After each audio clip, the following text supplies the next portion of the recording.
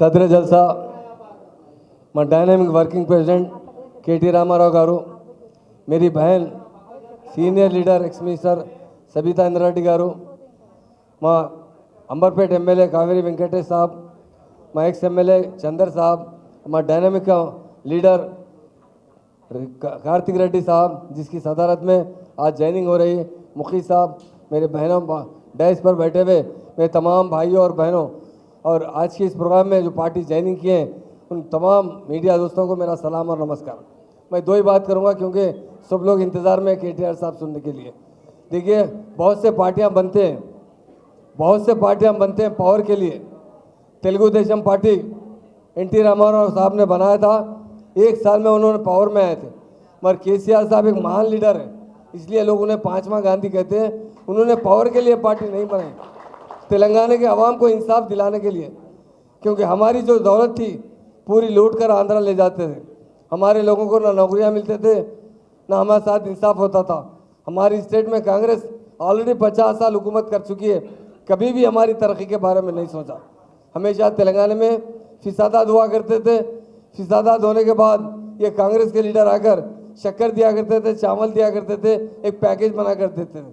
मगर हमारे महान और महात्मा लीडर केसीआर साहब 2014 में जैसा पावर में आए, तेलंगाना से फिसादात का खात्मा करने वाले लीडर है वो केसीआर साहब है। केसीआर साहब असल देखे तो तेलंगाना के मालिक है। ये जो किराएदार है ना, आज आकर कांग्रेस वाले बात कर रहे हैं, ये हमें तरक्की नहीं दिला सकते। हर शोबेयात में आप देखिए 1 साल में क्या असर हो चुका है हमारी स्टेट का। हर जगह हम बैकवर्ड हो चुके हैं, हर शोबेयात में पीछे हो चुके हैं। हमारी स्टेट को तरक्की दिलाने वाले, हमारी स्टेट लाने वाले, हमारे स्टेट में रहने वाले हिंदू मुस्लिम सिख ईसाई भाइयों को एक जगह करने वाले कोई लीडर है तो केसीआर साहब है। इसलिए हमारा फर्ज बनता है, और हकीकत में हमारे साथ धोखा हुआ है। रेवंत रेड्डी और कांग्रेस पार्टी ने हर जगह धोखा दे रहे हैं, वायदे कर रहे हैं, मगर अमल आवारी नहीं करते। आप देखें 6 गारंटी दिए गए, एक भी गारंटी नहीं। आरटीसी में जो पुराने बस आए ना, वो छोड़ दिए थोड़े औरतों को फिरने के लिए। कोई स्कीम ऐसी नहीं है। हमारे बहनों के लिए 2500 पेंशन की बात की गई, या मैं पूछना चाहता हूँ 1 रुपया भी मिल रहा है? नहीं मिल रहा है। हमारे बहनों की शादी में 1 तोला सोना देने की बात की गई। हर शोबे हयात में तरक्की देने की बात की गई, मगर कोई तरक्की देने वाला नहीं है। अगर तरक्की देने वाला कोई महान लीडर है वो केसीआर साहब है। आज हमारे रेजिडेंशियल स्कूल के बारे में सबिता मैडम ने भी कहा, मुखी चंदा साहब भी गए। कांग्रेस यहाँ पर 50 साल में सिर्फ 200 रेजिडेंशियल स्कूल टोटल थे, और उसमें माइनॉरिटी के लिए 10 रेजिडेंशियल स्कूल थे। केसीआर साहब आने के बाद 800 से ज़्यादा रेजिडेंशियल स्कूल का इजाफा किया हर कास्ट के लिए। उसमें साथ साथ माइनॉरिटीज़ के लिए भी 204 रेजिडेंशियल स्कूल खोले हैं।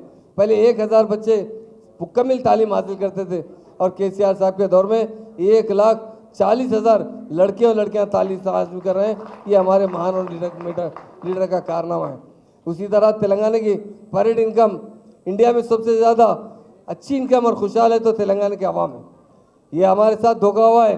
रेवंत रेड्डी साहब जो झूठ बोलते हैं, सबको झूठ बोले, मगर कब तक निभाएंगे? झूठ आदमी कभी भी सक्सेस नहीं हो सकता। देखिए, आप 1 साल के अंदर ही कांग्रेस को इस्तीफा देकर हमारे भाई पार्टी को हमारी पार्टी ज्वाइन कर रहे हैं। कांग्रेस का ये कारनामा है। कांग्रेस ने कभी भी आज़ादी के बाद अवाम के साथ इंसाफ नहीं किया। आज सबसे ज़्यादा बैकवर्ड है तो तेलंगाना के अवाम थे। आज तेलंगाना बनने के बाद केसीआर साहब ने 9.5 साल में तेलंगाना को किधर से किधर लेकर जाकर पहुँचाया। हमारे हरकियाती लीडर केटी रामाराव साहब ने हैदराबाद को दुबई की तरह बना है। आज दुबई से, अमेरिका से लोग आकर हैदराबाद देखकर कह रहे हैं, अरे हम तो 5, 6, 7 साल के बाद आए, आज हैदराबाद दिख रहे हैं, नारसिंगी देख रहे हैं, हैदराबाद का सराउंडिंग देख रहे हैं, ऐसा दिख रहा है कि अमेरिका की तरह दिख रहा है। इतना डेवलप किया गया है स्टेट को। ये स्टेट को मुकम्मल कांग्रेस फिर से गारत करना चाहती है। इसलिए मेरे भाइयों बहनों से मैं एक ही बात की अपील करना चाहता हूँ, ये लोग आपके नहीं हैं। अगर आपके कोई है, आपके बेटे हैं या आपके पिताजी है, या आपको चाहते हैं, आपको तरक्की देना चाहते हैं, वो केसीआर साहब है। उनके हाथ मजबूत कीजिए। और हमारे डायनामिक लीडर केटी रामाराव साहब ने जिस तरह हैदराबाद को डेवलप किया है, उसकी मिसाल हिंदुस्तान में नहीं मिल सकती। आज हैदराबाद देखकर लोग दंग हो रहे हैं। कुछ दिन पहले एक साहब अमेरिका से आए थे, उन्होंने कहा कि मैं 10 साल के बाद आया हूँ, मैं नारसिंग की जाकर देखने के बाद मुझे ऐसा दिख रहा है अमेरिका से भी आगे बढ़ रहा है। तो हैदराबाद था, तेलंगाना स्टेट है। इसलिए मेरे भाइयों बहनों, ये लोग धोखेबाज है कांग्रेस वाले। हमको एक जगह रहने नहीं देते, आपस में लड़ाते हैं। देखिए तेलंगाना बनने के बाद कितने फिसादात हो रहे हैं, हर जगह हिंदू मुस्लिम फीलिंग फैल रहे हैं। और केसीआर साहब ने दौरे हुकूमत में अमन का, भाईचारे का पैगाम दिया है। इसलिए मैं तमाम मेरे बहनों भाइयों, आज खास तौर से जो मेरे पार्टी में मेरे भाई ज्वाइन किए, मैं सबका वेलकम करता हूँ। और एक ही बात कहता हूँ, आपकी कोई पार्टी है वो बीआरएस पार्टी है, आपके कोई लीडर है वो केसीआर साहब है, आपके कोई लीडर है वो केटीआर साहब है। इनके हाथ मजबूत कीजिए, इंशाल्लाह बहुत जल्द बहुत बड़ा इनकलाब आने वाला है। ये झूठ है, हमेशा हुकूमत नहीं कर सकते झूठ बोलकर। कुछ दिन में आवाम खुद उन्हें गाँव में घुसने नहीं देगी। एमएलए को कहेंगे कि आप पहले जो वायदा किए वो पूरा कीजिए, क्यों हमारे साथ धोखा करें। इसलिए मैं तमाम मेरे भाइयों बहनों से ये गुजारिश करता हूँ कि आपकी घर की पार्टी अपनी पार्टी है तो वो की है बीआरएस पार्टी। एक बात बोलते हुए मैं बात ख़त्म करना चाहता हूँ, हिंदुस्तान को आज़ादी दिलाने में सबसे आगे गांधी जी रहे। उन्होंने कई जगह सत्याग्रह बैठा है। उसके बाद ये तेलंगाना हासिल करने वाले, तेलंगाना लाने वाले लीडर केसीआर साहब है। उन्होंने मरण पर बैठा था। मेरे बहनों से कहता हूँ, आपका बेटा एक टाइम नहीं खाता, 2 टाइम नहीं खाता तो आप बाहर निकल जाते बुर्का पहनकर, अरे मेरा बच्चा सुबह से भूखा है, सुबह से खाना नहीं खाया। पर हमारे महान और महात्मा लीडर 11 दिन तक एक दाना नहीं खाए। किसके लिए? आपके लिए, तेलंगाना के लिए। जब 11 दिन होने के बाद जयशंकर साहब थे, हमारे बड़े बड़े लीडर्स थे, जाकर केसीआर साहब से गुजारिश किए, आप भरत तोड़ दीजिए, हम फिर से तेलंगाना के लिए लड़ेंगे। पर हमारे महान और महात्मा लीडर ने क्या कहा, मेरी जान गई तो परवाह नहीं, मुझे मेरी आवाम के लिए मेरा तेलंगाना चाहिए। ये कहने वाला कोई लीडर है वो केसीआर साहब। इसलिए उनकी कदर कीजिए, उनके हाथ मजबूत कीजिए, ये आपके लिए बेहतर रहेगा।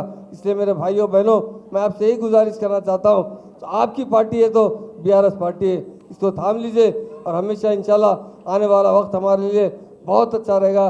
मुझे जो मौका दिया गया है उसके लिए मैं शुक्रिया अदा करता हूँ और यकीनन कार्तिक रेड्डी साहब को मुबारकबाद देता हूँ। आपके तरफ से काफ़ी लोग जैन होते जा रहे हैं, अवेयरनेस आ रहा है, क्योंकि नौजवानों का दौर है। आने वाला दौर बहुत तेज़ी से तरक्की करेगा तेलंगाना।